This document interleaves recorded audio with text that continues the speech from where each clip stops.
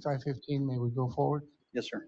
Okay, for right now, Mr. Chair, Mr. Pilar, we're gonna have the Pledge of Allegiance Yes, sir. and then the invocation. Pledge allegiance to the flag of the United States of America and to the republic for which it stands, one nation, under God, indivisible, with liberty and justice for all. Lord, we ask that you send your Holy Spirit to preside over this meeting. Help us to work together for your honor and glory. May the work we do today benefit the life of the community and all the work we do here to serve you. We ask this prayer through Jesus Christ, our Lord. Amen. Mr. Pilar, at this time, we're going to skip the workshop, and I'm gonna ask permission of the directors to go directly to the actual meeting and ask you to establish a quorum, please. Chairman, Vice Chairman, you have 4 members present at the dais, which constitutes quorum, plus you have the Chairman Lozano, and you have Director Peña and Director Rodriguez virtually. In view of the fact that we're into regular meeting now, I also ask that we go directly and skip,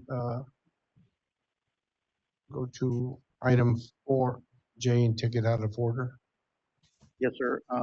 Do we need a motion to that, or can just directly go? You can just go out of order, Okay. Vice Chairman, but If that's the case, then we would ask that I have a motion to go into executive session at this time. yes, sir. I recommend you entertain a motion to enter into executive session under item 6B, 6C, 6D, and 6E under section 551-071 of the Texas Government Code. There's motion and a second to go into executive session. All those in favor say aye. Aye. All those opposed, same sign. Motion carries. We're into executive session, sir. Chairman Lozano and Director Rodriguez and Director Peña, we're going to go into executive session. You should have the dial-in number in your packet. The bridge is open already. You just need to dial in. If not, text me and I'll send you the information.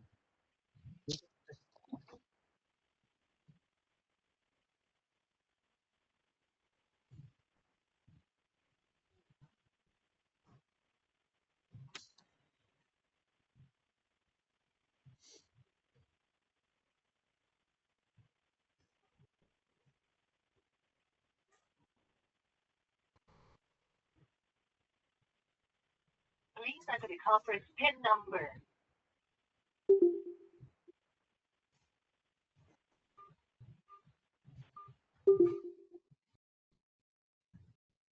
After the tone, say your name and then press the pound key. Roy Rodriguez. Thank Director you. Rodriguez, Chairman, if y'all can mute your, there you go. All right. Thank you.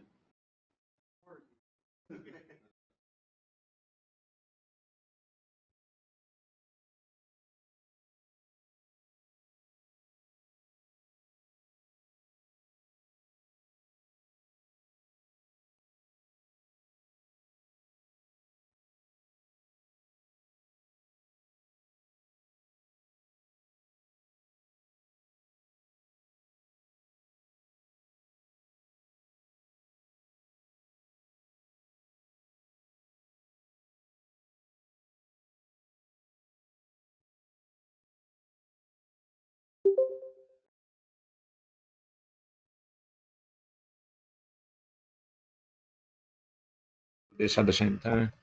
I have to do 2 things at the same time. But what is what I was saying? Let me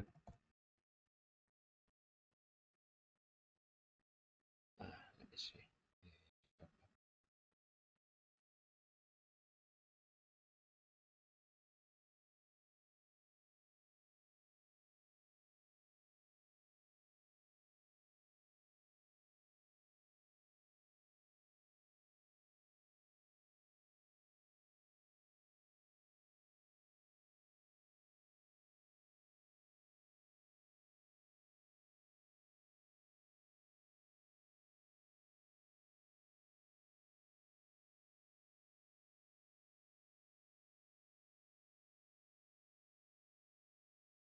This conference will now be recorded.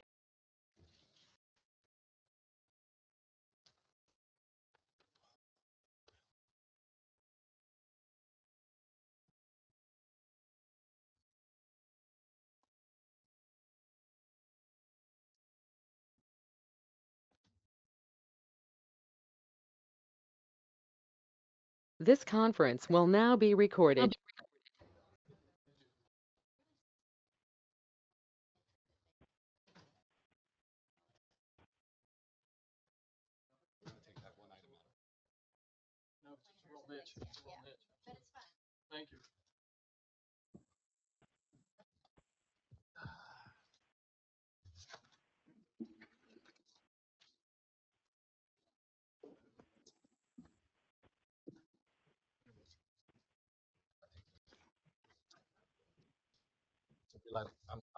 I'll call the meeting and then I'm able to take that one item out of order. Then we Yes. can reconvene with the regular agenda. Yes, sir. And we'll have to go back to workshop. And do I need a motion in a second to call the meeting back to order? Yes, sir.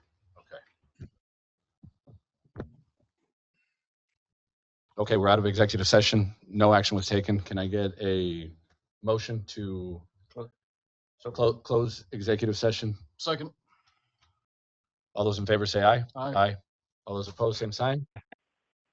Motion passes. We're back. So Pilar, we're going to take item 4J out of order from the regular agenda.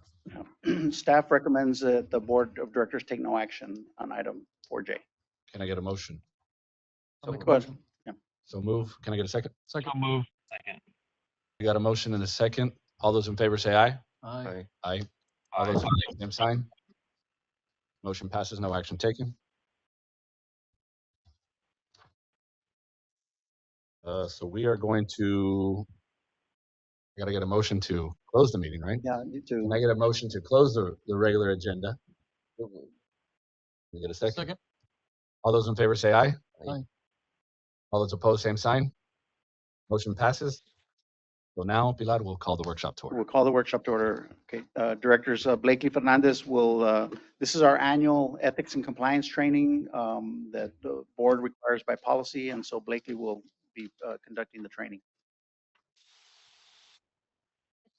He was here to supervise my annual training, no?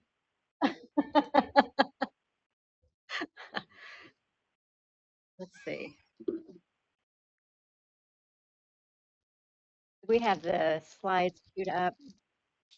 Do I just put them?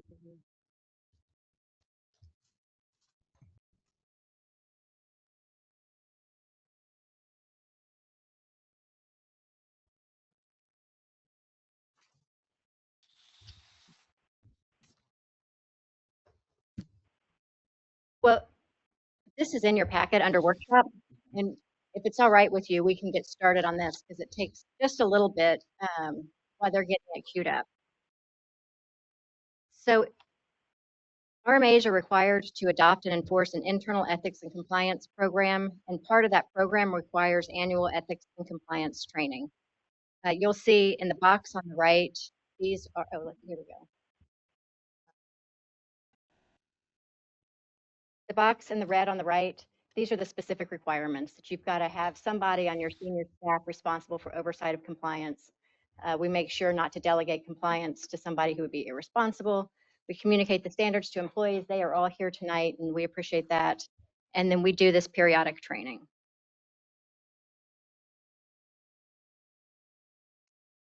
So just a quick distinction between ethics and compliance. Ethics is the conduct and behavior that establishes public trust, avoids the appearance of impropriety. Compliance are the things that evidence that, the enforcement and the things that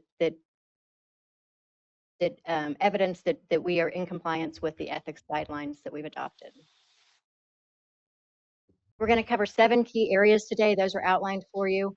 We'll talk about the state law. TxDOT has more specific rules that even make more narrow distinctions in state law. And then we have adopted also some more specific rules.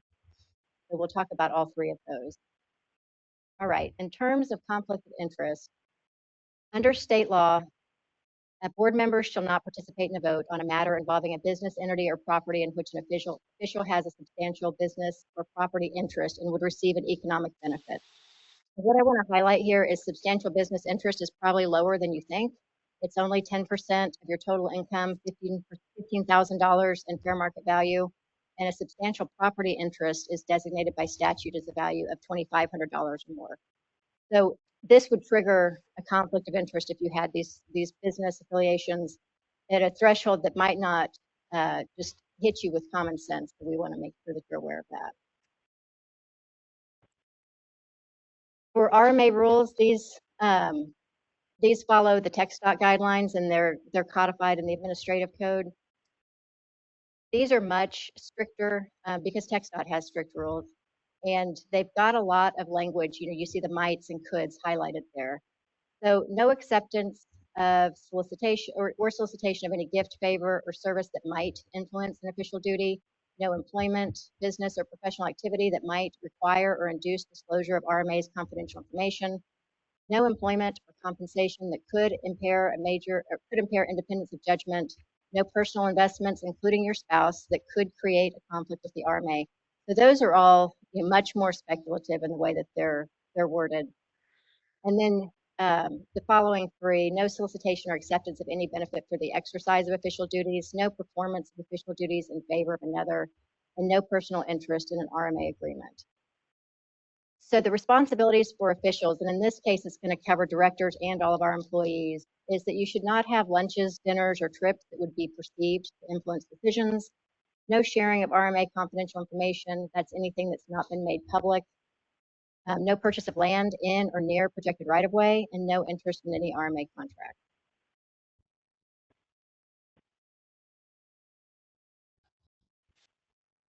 There's a further provision for conflict of interest that just applies to directors and the executive director, and it relates to eligibility to serve on the board. And you'll see here that if you're employed or manage an entity or organization that's regulated or receives funds from TxDOT, the RMA, or the county, if you directly or indirectly own or control more than 10% of a business entity other than an organization that's regulated by or receives funds from TxDOT, the RMA, or the county. If you use or receive substantial amount of tangible goods, services, or funds from TxDOT, the RMA, or the county, or if you're required to register as a lobbyist under the government code. So you'll sign a certificate each year. You signed it when you came on the board that verifies that you are an eligible director. Blakely, I apologize. I don't mean to interrupt, but I just lost the last 30 seconds of what you said. I'm just for the record, I'm on the other side of the planet in the African brush, so my internet is spotty. What happens if it cuts out? Do I have to reschedule this, or do I meet with you?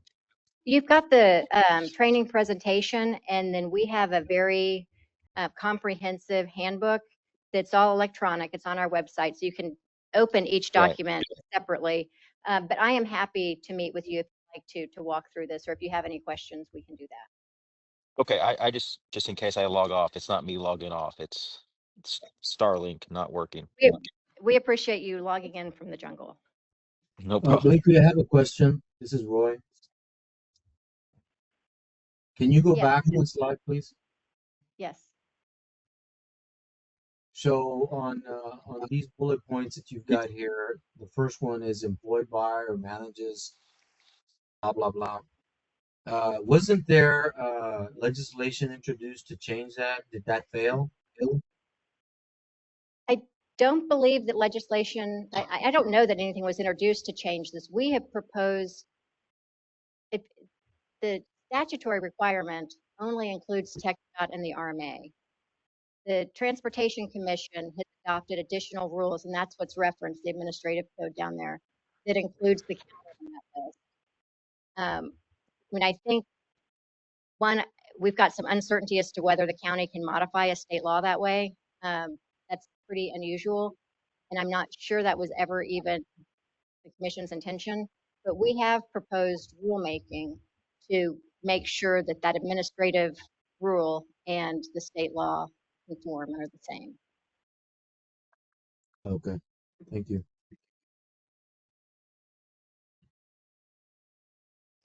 Okay, so if you've got a conflict of interest, there's a form. This is a standard statewide form, and if you've served on other city or state boards, you've probably seen this before. It's a disclosure form. That disclosure form allows you to step aside from discussions in the vote. Otherwise, it's, there's not really an issue with having a conflict. You just have to make sure that we document it and that you don't participate in a vote. You want to file it within 7 days of becoming aware of a conflict of interest. We mostly see this come up when we have a new procurement. And so we advise both the submitting parties and board members to pay attention to who's participating in those procurements and to make sure we get any disclosure forms that are necessary filed. All right, the second section is on bribery and gifts. Under state law, bribery is intentionally or knowingly soliciting, offering, or accepting a benefit in exchange for a decision, opinion, recommendation, vote, or other exercise of official discretion. And so a benefit is typically thought of as any official gain or advantage. Under text.conflict rules, they include a working meal in that category. Acceptance is typically thought of as something that's done in exchange for a vote or action for a party interested in a business opportunity or subject to your jurisdiction. Timing, something to be mindful of, is an item accepted after the exercise of an official action may still be considered bribery. It doesn't have to be before. And on influence, bribery may occur even when the item was not solicited and had no influence over the decision. But if you've got the intention there, you could still trigger that. Bribery applies to public servants. That's anyone selected or employed as an officer, employee, or an agent of the government. So that is all of you. There are exceptions to the bribery statute for non-cash items, food and lodging, transportation, gifts from friends, relatives, business associates, and payment for legitimate consideration. TxDOT's made some further clarifications. So on non-cash items, TxDOT limits that to token items that are $25 in value and that are just kind of generally distributed as advertising or token theft. On food and lodging, TxDOT limits these activities to reimbursement discussions and honorariums. There's really no travel and dining exception with contractors like you would have outside of the TxDOT world. All right, use of government property. So this slide's still a little dated because for a long time we didn't have a lot of government property. Now we do. So cars, computers, software, anything that belongs to the RMA has to only be used for official business. For the board members, it's important to remember that information can be considered RMA property. The misuse of RMA's information would also be a misuse of government property. On nepotism, you only hire one person, the board does, and that's the executive director. If he's related to you or your wife or your cousin or your kids, raise a flag. But this is the chart here. This has not been an issue for us, but if you marry someone related to Pharr, we should raise the flag. All right, on open government, there's been some significant changes this past session. So where I have 89R, these are rules that have just been adopted. They won't be effective until September 1, but typically Celia and I go ahead and move things into compliance ahead of time just so that we're ready when that date rolls around. So with regard to Open Meetings Act training, now the attorneys who assist you with your open meetings also need to take the online training, and we will not charge you for that under state law. You have all taken the training, I assume, and the new board members as well. And if you have not, that's something that you need to complete. The Open Meetings Act is where we get our notice requirements. It tells us how to conduct open meetings, when closed sessions are permissible, how we do teleconferencing and video conferencing, and then penalties and remedies. All meetings of government bodies are considered open unless they are subject to a specific exception for executive session. Meetings must be regular, special, or called meetings, and open means they're accessible to the public. That means they have to happen in Hidalgo County. We need to have, they need to be accessible to folks with disabilities and provide for public comment. And they've also got to be internet broadcasting of meetings, and that is, TxDOT's now required to live broadcast their meetings, and so something we may look at for our organization as well, but it's not required yet for us. We post our agendas. That's our required public notice 72 hours in advance. The new law is going to say 3 business days in advance, so you can no longer use a Friday posting to gather those weekend days. We keep recordings of our meetings, and we keep the certified agendas and executive sessions so that those remain on file. This is different than a lot of other requirements in that this is specifically your obligation as board members to comply with the Open Meetings Act. You can't rely on my advice or anyone else's in terms of having a closed meeting without the proper safeguards, meaning that you've got the proper authority for a closed meeting. This is one area where you kind of stand alone under state law. How long do we have to maintain the recorded minutes? I think we keep everything for 4 years. We probably keep them longer on our website. Yeah, this is, we've always had a goal of being very transparent. If there's a failure to provide proper meeting, for proper notice for a meeting, the immediate consequence is that actions could be voidable at that meeting. It's something different if it is more nefarious, if it's a walking quorum or if it's an intentional meeting to bypass the Open Meetings Act. So again, the posting time is 3 business days. We post physically, we also post on our website. Now posting on the website is going to be required. And if we're discussing any budget items, a physical copy of the proposed budget has to be included on the homepage of our website. Those are all new from this last session.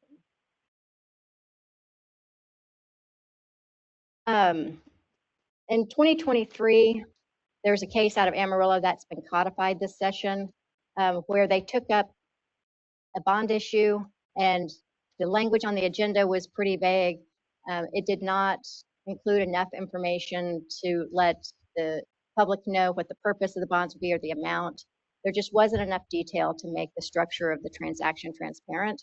So the city of Amarillo lost the lawsuit that some members of the public filed against the actions they'd taken at that meeting.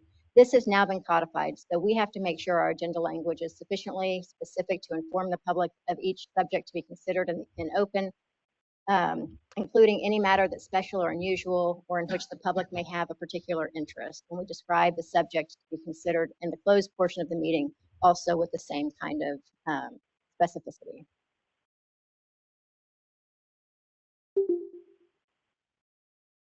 So a public meeting is held when there are 4 or more board members. For your purposes, that's based on the size of this board, that's the majority, and where you are discussing RMA business. So it could be a public hearing, county workshop.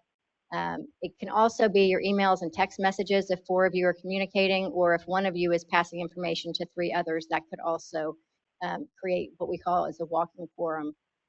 Any type of polling of board members, trying to make sure you know how the vote's going to turn out, is also could establish a walking quorum if that poll touches 4 board members. The violation of quorum, the action, of course, is voidable, as we discussed, but in some circumstances where it's intentional, it could have a criminal fine or jail time. There are some things where you might have more than 4 board members together that would not be considered a public meeting, and those would be social settings, holiday events and dinners, conventions, ceremonial events, press conferences, things along those lines. But you want to make sure when you're at those events that you don't discuss the RMA's business and you don't try to take any type of action or plan for action.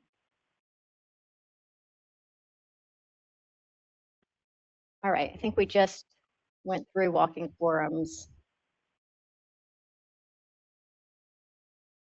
So exceptions to open meetings are when we go into executive session. There are very specific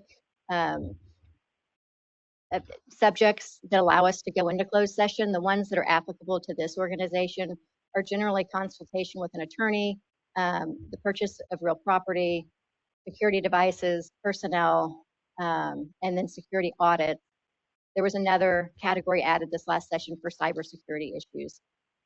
So this could and probably will come up, as we get into toll integration and talking about the data we collect and how we keep the roads electronically safe and all of that. Well, some of these items could impact our discussion. And then in closed meetings, a lot of times governmental bodies want to bring in the opposite party in a conflict. We'll talk about that in closed meetings. We can't do that. So it's just your attorney and your consultants and the staff that's necessary for the questions at hand that can go into closed session. We also don't make any kind of decisions or take action in closed session. That's just for deliberations. And this body has designated certified agendas as the way that you keep a record of your closed meetings. All final action has to come back out and happen in an open meeting.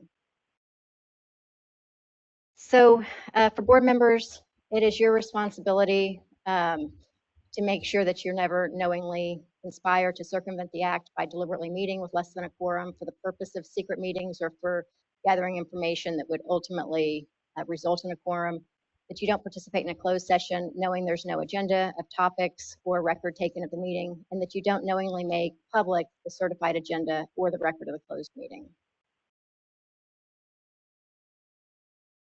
On public information, that's another training that I believe you guys have all had, and the new board members, if they haven't done it, will need to do. It's similarly offered online on the AG's website. And now the attorneys who assist you with public information must also complete the training and cannot charge you for their time doing so. Public information is the information that you collect, assemble, or maintain for the public as stewards of the public. There are exceptions to what we have to release to the public, and those are listed here: draft information, agency memoranda, attorney-client communications, real estate language. A lot of the same topics that we could talk about in closed session are covered here. This last session, the legislature also added fraud detection information. So there are some things we don't have to release, but if we don't release them, we do have to ask the Attorney General for authorization to withhold that information. On fraud detection information that has to be protected, this is new. That's information that may reveal the methods or means by which a government prevents, investigates, or evaluates fraud.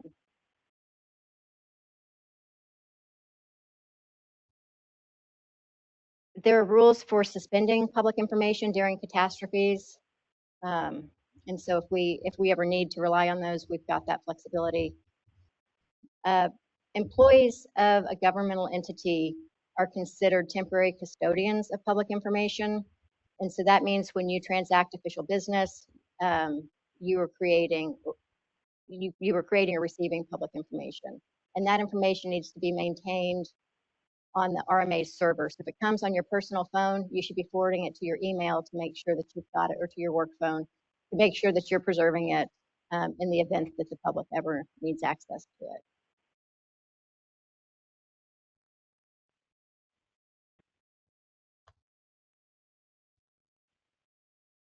This last session, the legislature added some more detail on how we respond to Public Information Act requests, and just kind of codifying a calendar that has been accepted for a long time, giving us 10 days to respond, but now it's in statute.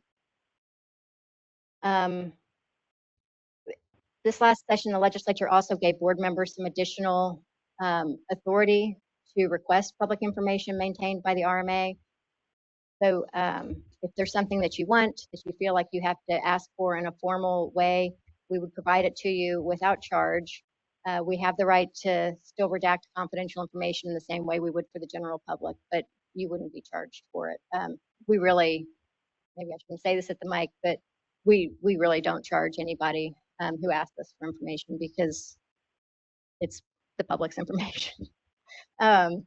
If there's a failure to provide information that you have requested, you can file a writ of mandamus, and you can get your court and attorney's fees back if you're successful. This is similar. Requesters will now have the ability to complain to the Attorney General if a Public Information Act request is not responded to promptly. And then if there are certain violations in the response, then the requester could not be charged for the information. In terms of the director's responsibilities with regard to public information, you need to complete the open records training. You want to avoid using your personal devices and personal and business email accounts when conducting RMA business. If you do use your personal device, you want to forward them to your RMA email so that we're keeping communications on the server. Notify staff immediately if you receive a request for public information, and you don't want to delete or destroy any records, certainly not when we have a pending request for information or a litigation hold. All right, the compliance program, that's what TxDOT requires, and it's part of what we're doing tonight.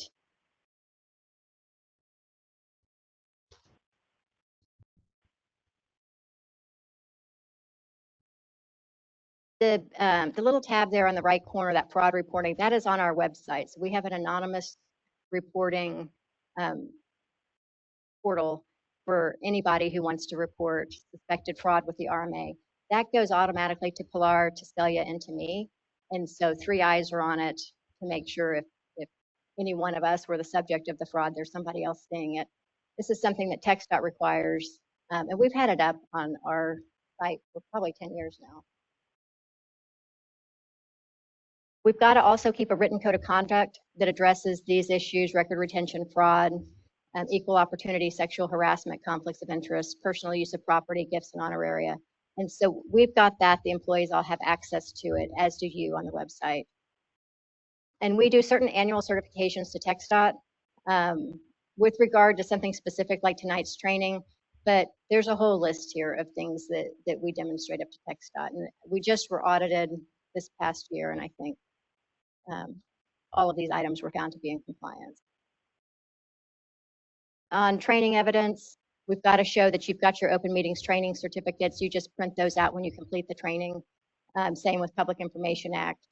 We'll give you certificates for the training tonight that you can sign as evidence that you attended this. And then for the employees that touch the public funds investment, they've got to do those trainings. They've got certificates for that.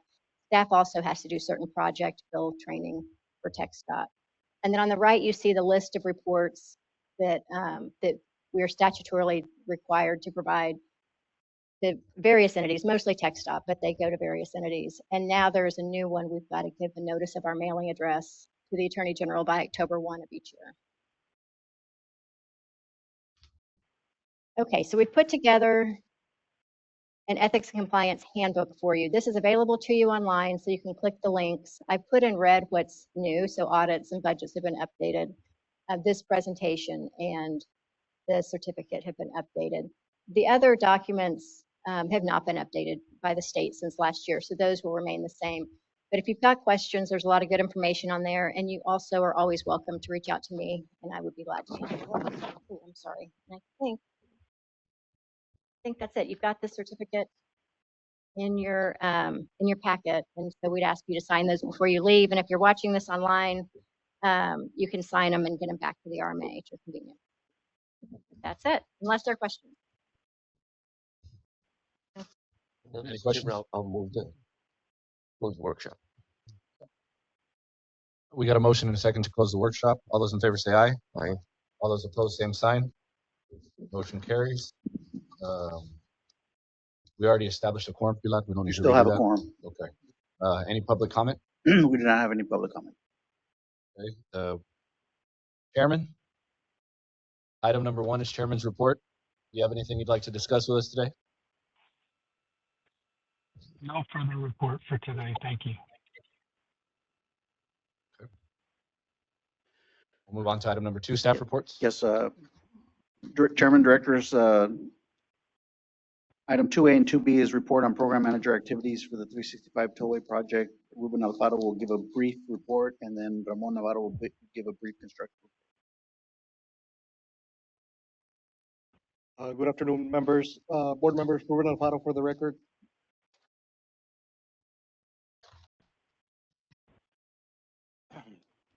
So report on the development activities and the overweight oversized corridor.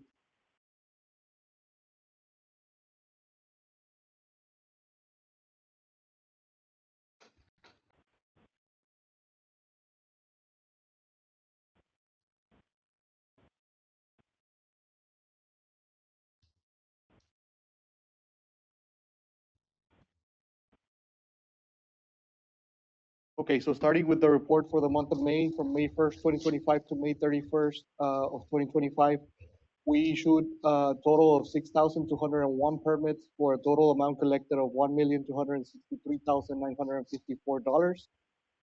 Of that, $23,754 were convenience fees, and a total of $1,240,200 were permit fees.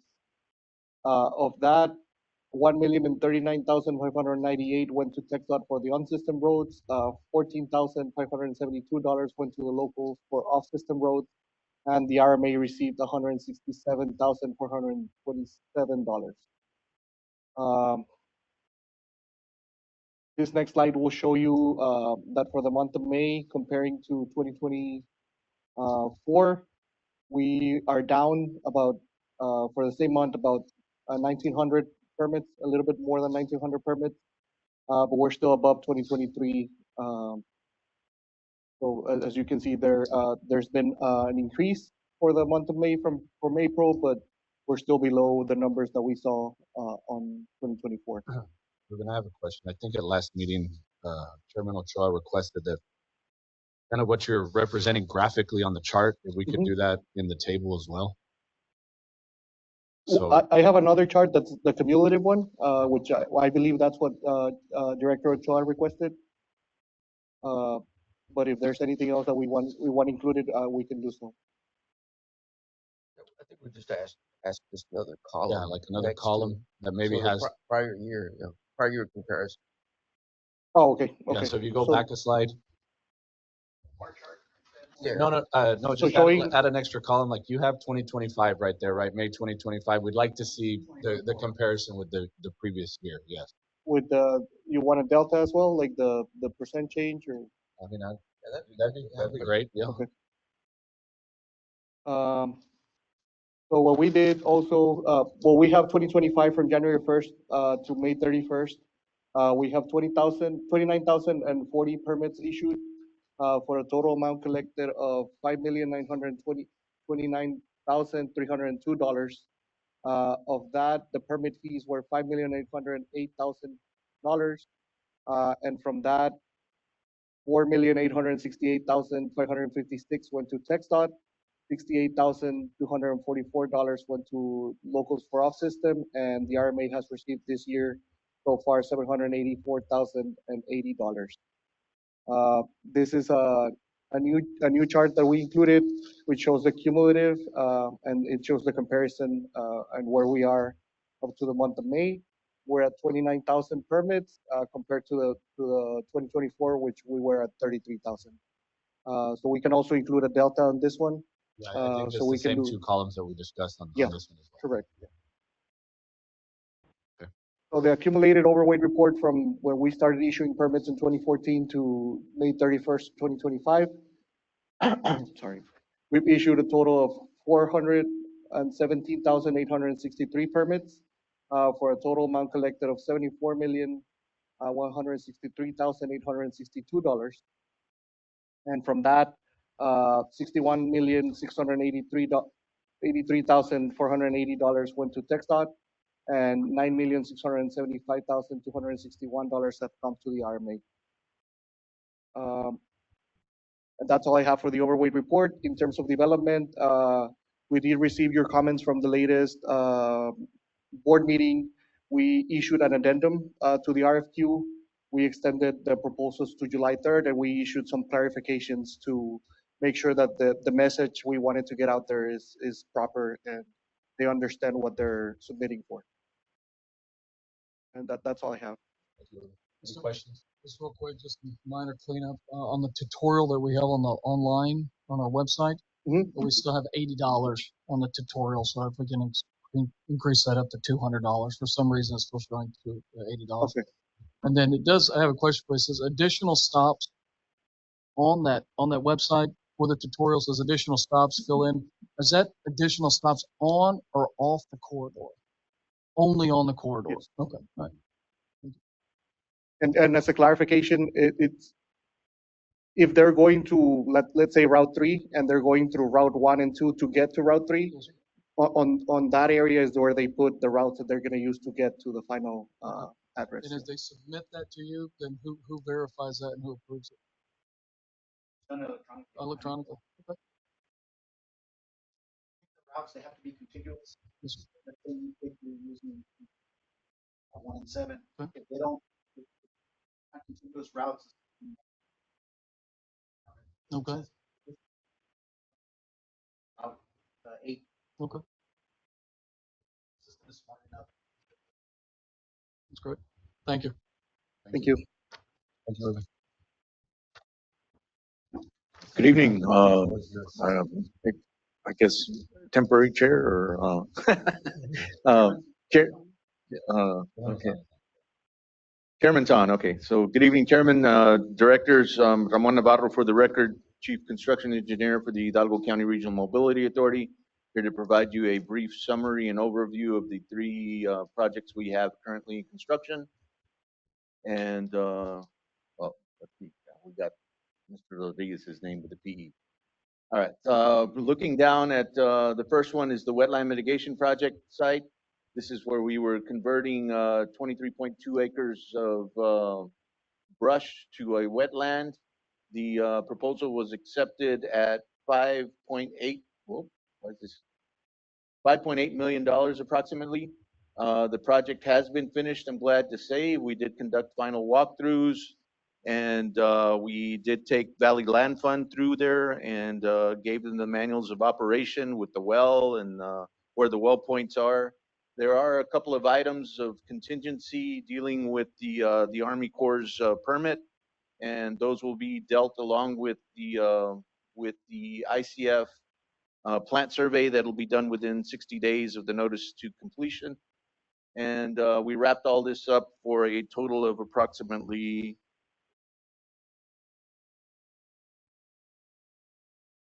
it was summed up to $5,710,902.91. And we had a remainder of $44.99 in the budget there. And the overall delta of savings was $140,000 from the LET project. The remainder of what's in the packet is all of the contingencies or the requirements for fulfilling the contracts and the submittals from all of the subs, recognizing that they did fulfill the requirements. There's also the concerns or the items that need to be addressed through ICF. We're closing out the permits with the Army Corps, and there is our wetland mitigation project in its entirety. And it does have the water in it, and hopefully we do the plant survey in 60 days, and we'll be conducting that thereafter quarterly for just staying atop of that. And Valley Land Fund will be doing everything else from here on out. What's the plant survey? The plant survey is to make sure the health of the plant is growing and developing as scheduled, the growth, the absorption of the leaves or whatever the technicalities that they do on the health of the actual plants So that have been doesn't take care of that, we take care of that? we take care of that, yes, sir. Yes, sir. Because there is a warranty clause from the contractor to be able to have to go in there and replace anything. Yes, sir. 1 year. Yes, sir. All right, moving on to the CSEP project. This is the toll integration system for maintenance and collection. Glad to say we have our first gantry erected. We got a commitment today from the contractor to have all of the gantries hung and in the air by the end of August. So hopefully that'll come through, and we'll be able to start putting the cameras and the actual sensors and conduct the actual factory test onto the toll collection system. Moving on to the heavy highway project. This is the project we have with Pullis Construction. Did the clicker freeze?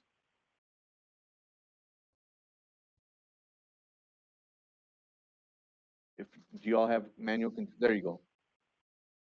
Okay, so we've had issuance of 15 change orders on this project. We have received change order 16 for the single gantries where I don't know if you all recall, where we went from dual gantries to single gantries.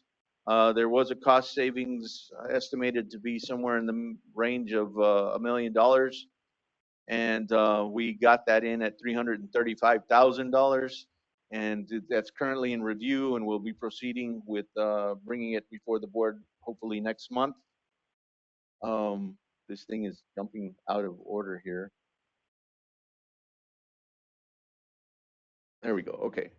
So one of the items of primary contingency was for time. We did have a meeting last week with the contractor discussing the time impact analysis. One of the key components is, of course, the non-relocated utilities. The primary item of concern for the contractor was the AEP transmission line. There's 3 locations that are impacting the contractor currently. The primary area was the Jackson Road with the levee. You can see the 3 posts that are on. One's outside of the footing of the levee itself. One is in the middle of the roadway, and one is impacting on the eastmost side, the area of the drainage where we have to put that underground. You can see there the erected new poles and the special design there. They did span the entire length of that, and hopefully ERCOT will approve the switching of the transmission line on July 13th, and hopefully by July 31st, those 3 poles and all the impacts will be gone and resolved, and we'll be able to move forward with construction in this Jackson levee area. That should be the fastest track to completion. Last month, I don't know if you all recall, I displayed and exhibited a lot of the paving that was available for paving. This month, we're focusing on the substructures and superstructures, the bridges. We have 6 bridges that need attention or lack finalization of the construction. One lacks the entire superstructure and substructure, and that's the San Juan Main Canal. That one we are currently waiting for a pumping plan approval from the Hidalgo County Irrigation District to be able to move forth and implement and amend that procedure to be able to start constructing the substructures and get all the riprap and the bypasses and all that in play, and start the construction of that bridge. Next, we have Jackson Bridge. Yes, sir. That seemed to really stick out to me. I mean, that was like the elephant in the room, that project right there. Yes, sir. Maybe some of the delays. What kind of schedule do you have? What kind of delays do you still perceive you may have? Is the irrigation district working with you? What do you need from us to help move this along, et cetera, et cetera, et cetera? They have accepted the structure, the proposed structure. What we're trying to get fast-paced is the pumping plan. What we've done is we've removed a pumping plan. Of course, the pump plans came in. What we're talking about are concepts to where instead of having gravity flow, of course, we set up a pumping station, just like what happened at Jackson Road. We had 2 set up for Jackson. We're proposing one end on the eastmost side to be gravity, and moving that $667,000 pumping system to the San Juan Main Canal to be able to emit any of the concerns about erosion or any of the bypassing, and simply set up a pump on the east end of that and pump directly to the sources where they run the water downstream. So that would be the lateral B, or what's on the top corner of the picture. That feed would be pumped in very similar to what we did with irrigation district number 3, where we set up the temporary fusion pipe, the PVC bypass, and fused all of the angles together and run directly into the pipe. That's what we're proposing to do here at the San Juan Main Canal, and it's currently under review with the irrigation district. They have it in hand, yes, sir, and they are reviewing that, and upon receiving, sir? When do you think they'll get back to you? We anticipate, hopefully, there was a 2-week review. They've had it for a little longer than that. We anticipate that coming across any day now. But as soon as that gets put in, we'll put that into the hands of the contractor to get that amendment proposed or get bid out with the amendment and go forth from there. But we anticipate this to take, I personally have done these kind of intersections or this kind of superstructure within 60 days. We've done it at TxDOT with the various intersections, retaining walls, et cetera. This one is just the bridge structure alone with the earth embankments already in place on the east side and on the west. So all we need is lacking the superstructure in the bridge. I'm confident that can be done within the 60 days. You feel comfortable with the proposal you've provided, that they'll accept it?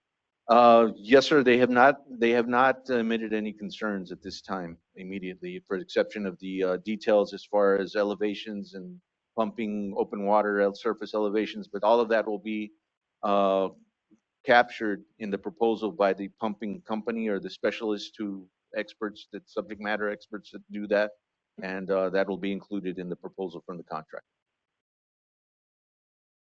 Moving on, the rest of these structures do have portions of the substructures constructed, which are drill shafts, abutments, vents, etc. We have Jackson Road, which of course incorporates the bypass here. We have made 2 attempts at bringing in materials with the Irrigation District 2, and they have not been in compliance. We just had one yesterday that did not meet the requirements, so we're anxiously awaiting them for them to provide us with a material that does meet the specification requirements. And we have a 2-week window that the Irrigation District has provided us to go in there and start this setup. And hopefully we can get us material that is to spec here before Friday. When you say we were waiting for them to provide the material, PCI, our contractor, sir. Moving on from Jackson, we also have the bridge structure at, come on now.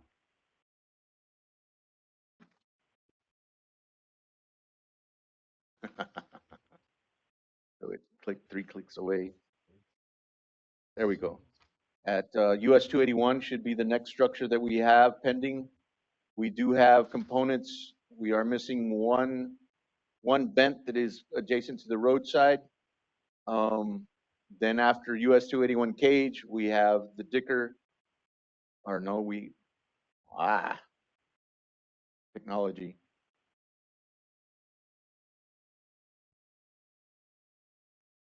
Well, for the sake of time, we'll move on. We have the Thomas I Road Bridge and Dicker, cage, and we have set the beams at Dicker. We are lacking the slab. This morning, they told us that they will get that in probably mid-July. As far as the components of the slab at Dicker, we do have the substructures at the Thomas and I Road. This one does have the component of the unknown utility. We're working with the contractor, which is Military Highway Water Supply. There have been concerns with the Buy America requirements of the valves and some of the items that they have purchased, and we're moving forth with getting those exempted and a de minimis to be able to expedite the contract. Regardless, this month in the performance, we did have a estimate turned in at approximately $3.7 million, bringing the total of approximately to $178,588,101.06, bringing the cumulative total to 67%, 66.99. And moving on, you can see that we've got less than, at the time of the report, and I think as of today, we've got less than 70 days to finish up this project in the timely manner of September 21st.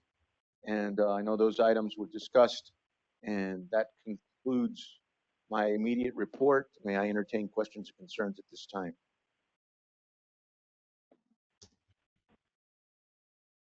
We had discussed at one time that there might be the possibility, and maybe you were doing it previously to previous boards, having some kind of a flow chart so that we could see where the project started or where the project is going. Okay. You want to have like a Gantt chart? Okay. Yeah, just so that we can tell where Quickly summarize it. Completion and what. Gotcha. any other questions? Thank you. Good. Thank you. Thank you. Chairman, Directors, the next item on the agenda is a consent agenda. All matters listed on the consent agenda are considered to be routine by the governing body and will be enacted by one motion. There will be no separate discussion of these items. However, if discussion is desired, that item or items will be removed from the consent agenda, will be considered separately. Mr. Chairman, if no questions or any additions or deletions, I'll move for approval. You got a motion? One question, if you don't mind, just one question. On item 3D, that is for no, this is no cost time. It's only time. Yes, sir. It's only time. Just wanna make sure. You got a motion? Do we have a second? Second. We've got a motion and a second. All those in favor say aye. Aye. All those opposed, same size. Motion passes. Item Next. 4, regular agenda. Go ahead. Next item on the agenda is item 4A, Resolution 2025-33, Consideration and approval of work authorization number 2 to the professional service agreement with ATSR LP to provide a levy certification report for the IBWC as part of the 365 tollway project. So, we just need a third party to come in and certify that the levee was built to specifications and to the elevation as per plan, so that the IBWC can accept that. Can you give us an idea where that levy, what part of the levy that is? There, it's all, we have, All the way across. yeah, all through the project, we have various segments that have been adjusted. It's not continuous through the project, it's just certain segments that we've relocated to accommodate the roadway. So that, that work authorization is in the amount of $167,000. I'm sorry, it's in the amount of $67,149.65. Staff recommends approval. Make a motion to approve as presented. Got him. On item 4B, we recommend you take no action. Can we finish 4A? Sorry, we got I'm sorry. we got a motion and a second. All those in favor say aye. Aye. All those opposed, same size. Motion passes. Item 4B, we asked that you take no action on this item. We need to go back to the consultant and get some additional information to present to the board. Item 4C is Resolution 2025-35, consideration approval of a contract amendment number 2 to the professional service agreement with ATSR LP to increase the maximum payable amount just for work authorization 2. So staff recommends approval. Approve as presented. Second. Got a motion and a second. All those in favor say aye. Aye. All those opposed, same sign. Motion passes. Item 4D, Resolution 2025-41, consideration approval of work authorization number 1 to the professional service agreement with Alliance Geotechnical Group to provide drill shaft testing as part of the 365 tollway project. This is to test the forensic testing for the in-place drill shafts that were tested by another firm where their qualifications were, they had lost their certification for their techs and they had lost their accreditation for their lab. And so now TxDOT and Federal Highway Administration is requiring us to come in and have a third party just verify the in situ material or in place materials already. So we've got to test concrete that's already been in place. And the way this is going to work, we have over 100 drill shafts that I think it's about 110 drill shafts that are in question. But we're just going to take a representative sample of those along the project and test a representative sample. And if those come back and they're meeting the strength requirements and the steel requirements, TxDOT and FHWA will be satisfied with that, and we don't have to test every single drill shaft. So this work is in the amount of $852,318. Staff recommends approval. $852,000. They should test every shaft. I have a question, Pilar. Yes, sir. Does this encompass all the work in question, or are we going to get subsequent work authorizations for other, I guess, installed construction that will need to be tested? So this is just a drill shaft. We still need to test retaining walls and what else? Come on. Embankment. Yeah.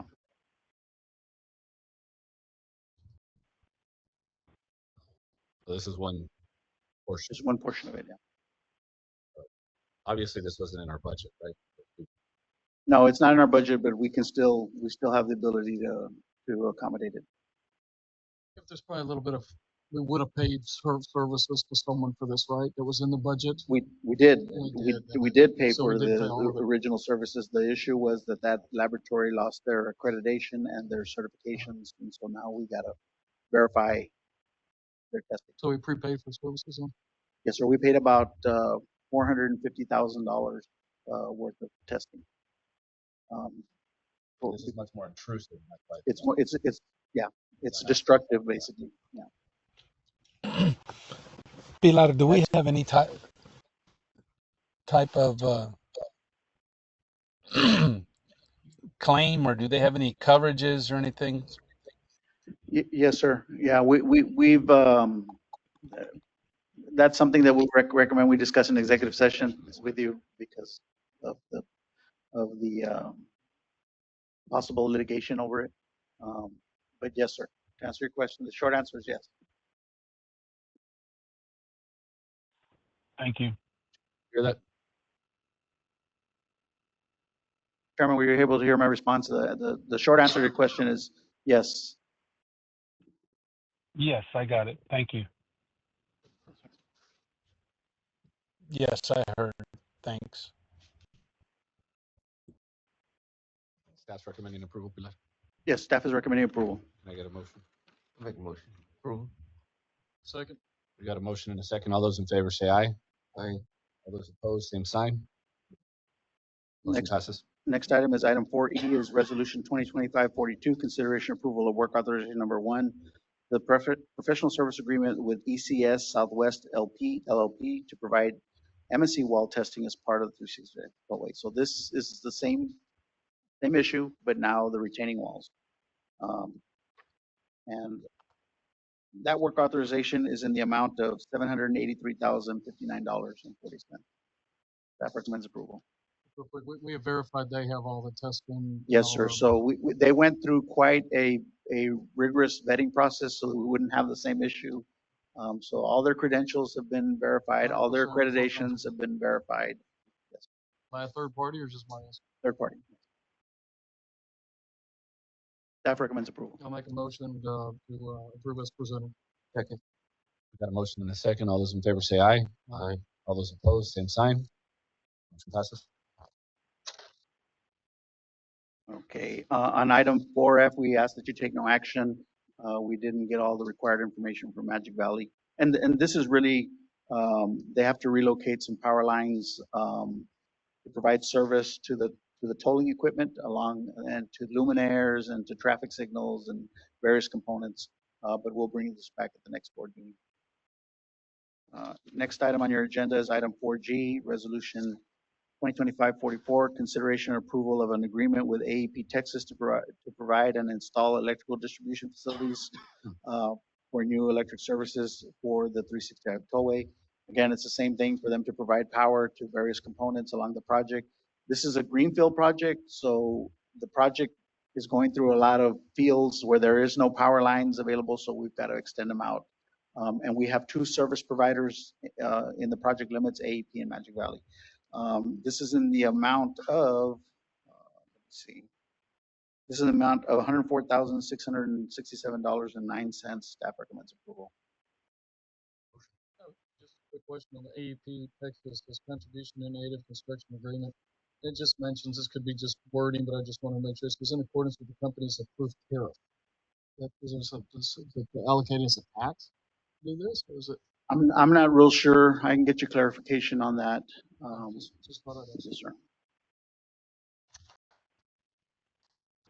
Staff recommends approval. Motion approval. Second. Got a motion and a second. All those in favor say aye. Aye. All those opposed, same sign. Motion carries. The next item is item 4H is resolution 2025-45, consideration approval of a request from Polis Construction Incorporated to advance the value engineering change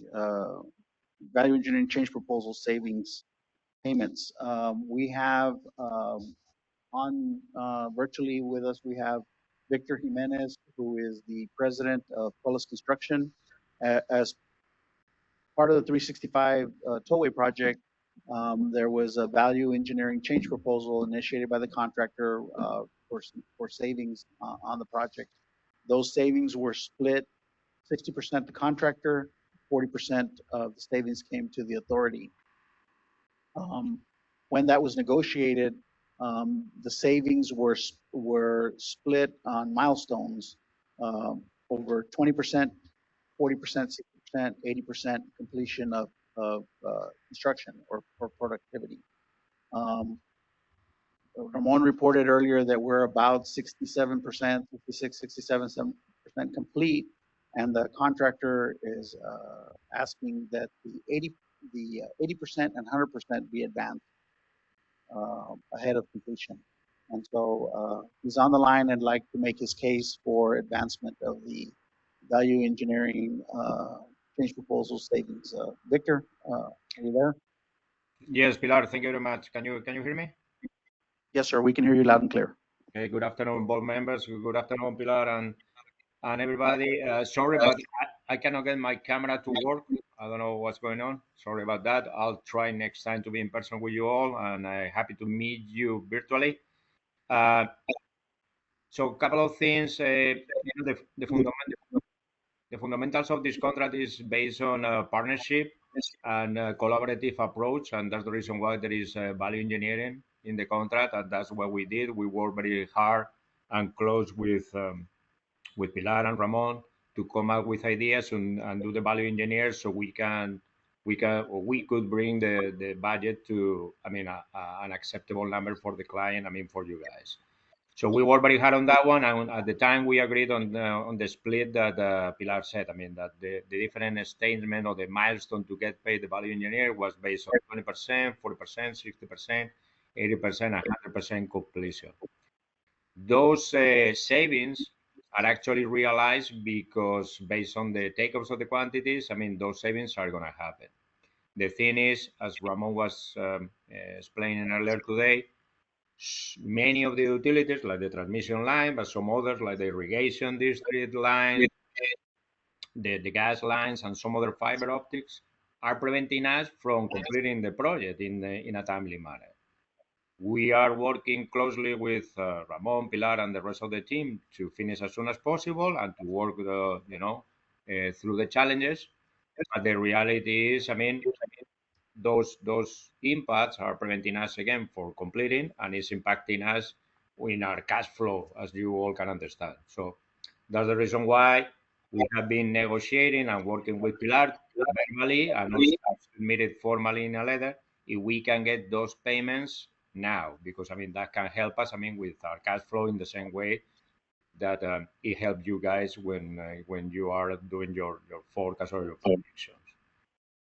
In any cases, you can rest assured that you have the assurance of our commitment because, first of all, because that's our way. I mean, you guys have our commitment to finish, I mean, successfully this project, but also after upon contracts agreement, I mean, we provided performance and payment bonds, so those are in place, and there is security in that case. We even offer Pilar to put additional bonding if needed, but it's important for us as a group, as a company, to also have the help from the client, in this case your agency, and to help us in finishing the project as strong as we all want.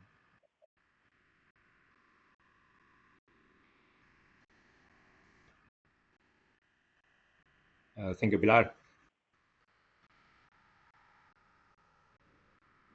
So at this point, it would require board approval. It's not anything that I can approve administratively because it would require a contract amendment to change the provisions of the contract, which are the 40, 60, 80, and 100% mile. Those Milestone would be 80% would be the next milestone. 67 on that. We're at 67, approximately 67%. About 12% before 30, before we reach the next milestone, and then there would be approximately 32% of productivity after that. Uh, 33% productivity to get to the.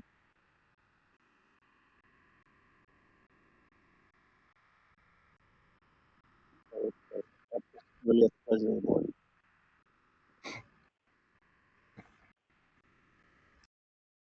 And let me give you a little bit of background on why we structured it this way. We structured it this way to make sure the savings would be realized at the end of the day. Because there is some risk on the contractor's part, the way we structured it. And so he in return for the VCP savings, I mean, he had to deliver the quantities, the VCP quantities as the proposed and were approved in the contract via change order.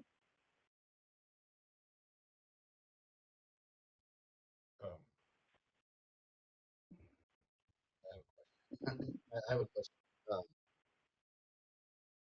Can I make a motion since I'm chairing the meeting right now that we still have the chairman on, or can I not make a motion? I can make a motion. I mean, I'll just make a comment, Pilar. I don't think we should advance both. I mean, I think maybe they're so close to 80. I think maybe there could be a discussion at a later date at a subsequent meeting on maybe advancing one payment. But the way it's presented right now, I'm going to make a motion to deny resolution 2025-45. We've got a motion and a second. All those in favor say aye. Aye. All those opposed, same sign. Motion is denied. Okay. So there's no action required on item 4I then, and then no action on 4J. So we have no further items for the board's consideration. Okay. Can I get a motion to adjourn? Second. All those in favor say aye. Aye. Aye. All those opposed, same sign. Motion passed. Meeting is adjourned. Thank you.